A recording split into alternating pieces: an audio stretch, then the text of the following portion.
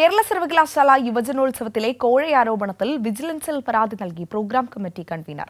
സമഗ്രാന്വേഷണം വേണമെന്നാവശ്യപ്പെട്ടുകൊണ്ടാണ് പരാതി നൽകിയിരിക്കുന്നത്. വിവരങ്ങളുമായി സുലേഖ ശശികുമാർ തിരുവനന്തപുരത്ത് നിന്ന് ചേരുകയാണ്. സുലേഖ, വിവരങ്ങൾ.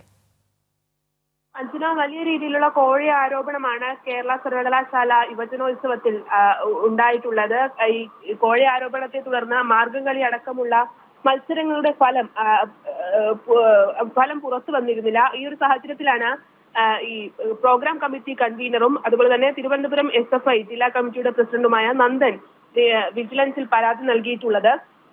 വലിയ രീതിയിലുള്ള കോഴ ആരോപണമാണ് ഈ കലോത്സവവുമായി ബന്ധപ്പെട്ട് ഉയർന്നിരുന്നത്. ഇത് സംഘാടക സമിതിയും ഒപ്പം കേരള യൂണിവേഴ്സിറ്റി യൂണിയൻ തന്നെ കണ്ടെത്തിയ ഒരു കാര്യമാണ്. ഈ സംഘാടക സമിതിയും യൂണിയനും ഒരുപോലെ തന്നെ ഈ നടത്തിയ പരിശോധനയിൽ കോഴ ആരോപണം ഉന്നയിക്കപ്പെട്ട പരിശീലകനെയും അതിനൊപ്പം തന്നെ ഇടനിലക്കാരനെയും കണ്ടെത്തുകയും അവരുടെ പക്കൽ നിന്ന് ഇത്തരത്തിലുള്ള ഈ വാട്സപ്പ് സന്ദേശങ്ങളും സ്ക്രീൻഷോട്ടുകളും മറ്റും ഈ സംഘാടക സമിതി നേരത്തെ തന്നെ കണ്ടെത്തിയിരുന്നു.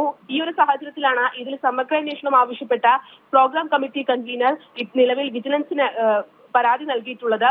ഈ പരാതിയിൽ പ്രധാനമായും പറയുന്നത് ഈ തിരുവനന്തപുരത്തെ പല മാനേജ്മെന്റ് കോളേജുകളും ഈ കോഴ ഇടപാടിൽ കൃത്യമായ പങ്കുണ്ടെന്നാണ് ഈ പരാതി പറയുന്ന ഒരു കാര്യം. നേരത്തെ പറഞ്ഞതുപോലെ തന്നെ വാട്സപ്പ് സന്ദേശങ്ങളും വാട്സപ്പ് ഓഡിയോയും ഈ പരാതിക്കൊപ്പം വിജിലൻസിന് പ്രോഗ്രാം കമ്മിറ്റി കൺവീനർ കൈമാറിയിട്ടുണ്ട്.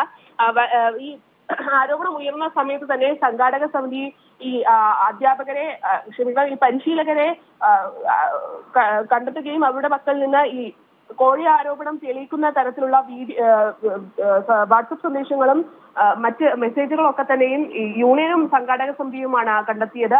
അതുകൊണ്ട് തന്നെ ഇതിൽ സമഗ്രാന്വേഷണം ആവശ്യപ്പെട്ടാണ് നിലവിൽ പ്രോഗ്രാം കമ്മിറ്റി കൺവീനർ വിജിലൻസിൽ പരാതി നൽകിയിട്ടുള്ളത്. അഞ്ജന, സുലേഖ ശശികുമാറാണ് വിവരങ്ങൾ നൽകിയത്.